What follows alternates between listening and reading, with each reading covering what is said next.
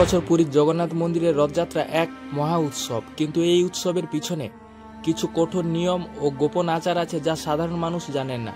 কাহিনীটি শোনার আগে চ্যানেলটিকে সাবস্ক্রাইব করুন। রথযাত্রার দিন ভোরবেলার মন্দিরের পুরোহিতরা নির্জনে এক বিশেষ মন্ত্রপাঠ করেন।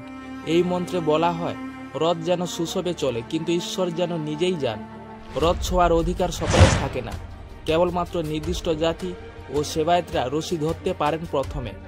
কেউ জুতো পরে রথের সামনে এলে তা অপবিত্র বলে বিবেচিত হয়। রথযাত্রার আগে স্নানযাত্রা হয়, যেখানে জগন্নাথ, বলরাম ও সুভদ্রাকে 108 ঘোড়া পবিত্র জলে স্নান করানো হয়।